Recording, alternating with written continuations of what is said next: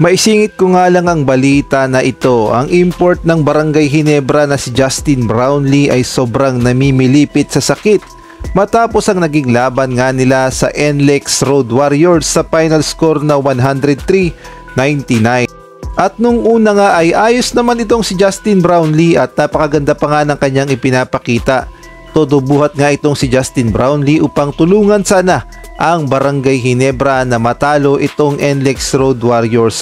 Kaya nga lang nung pagpasok na ng overtime ay namulikat na ang binti ni Justin Brownlee, kaya naman pinagpahinga siya. At dito nga sa bench makikita natin na talaga namang namimilipit na sa sakit itong si Justin Brownlee, kaya naman marami ang nag-aalala.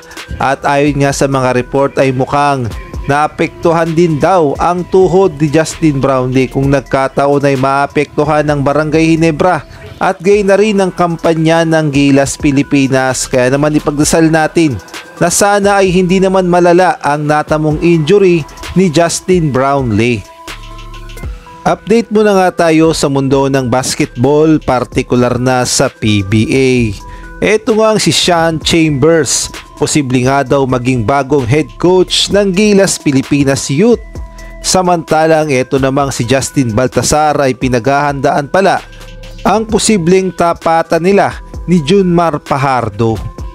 At ang Barangay Ginebra legend na si Sir Robert Jaworski ay pinarangalan ng Lifetime Achievement Award. Ngunit bago yan, pakipindot naman ang like, subscribe at ang notification bell para updated ka sa lahat ng aking ina-upload.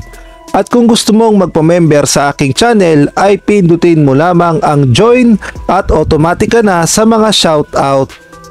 At shoutout muna nga tayo dito kay Edmond Cubalsupnet, Nel Herbito, Chodoro Alonso, Ronald Berbosidad, Catherine Vigilia, Jobel Orot, Mario Martir, Kuya Moto TV, Ronald Berbosidad, Jamie Amadar. Ayon nga sa mga report, ang assistant coach ng Gilas Pilipinas men na si Sir Sean Chambers ay pinagpipilian din pala ng SBP upang maging bagong head coach ng Gilas Pilipinas Youth.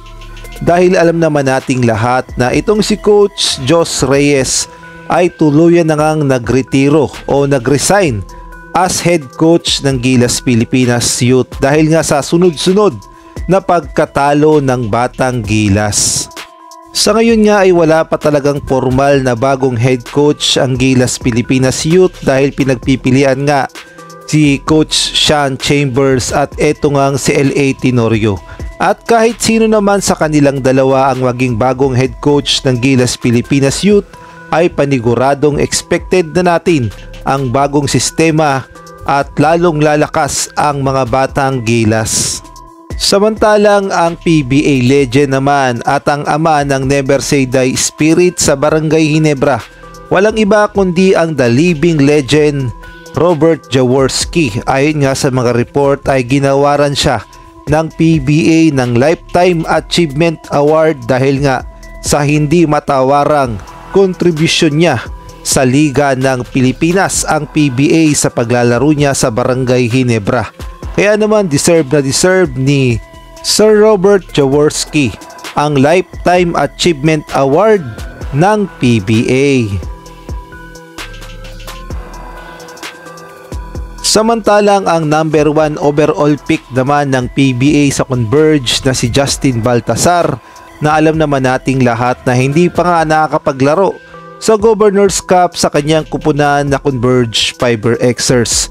At ito pa lang si Justin Baltasar ay may pinaghahandaan sa PBA, partikular na ito nga si Junmar Fajardo na malaki ang tsansa na makaharap ni Justin Baltasar sa Commissioner's Cup kung sakaling maglalaro na siya doon, dahil alam naman nating lahat na itong si Junmar Fajardo ang nag-iisang 8-time MVP ng PBA sa San Miguel Birmen. Kaya naman itong si Justin Baltasar ay mayroong matinding sinabi patungkol nga dito kay Junmar Fajardo. Ano yung expectation mo? Basing yan sila Junmar, yung mga malalaking mga big sa PBA. Ano yung na-accept na challenge yun? Siguro magiging ready lugi lang ako siguro kasi bibira yung Junmar Pahardo eh. Kita nyo naman yan, ilang times na MVP, so kailangan mo paghandaan talaga. At kung kayo naman ang tatanungin, sa tingin nyo, ubra kaya si Justin Baltasar sa laki at lakas ni Junmar Pahardo? Maaari kayong magbigay ng komento sa comment section.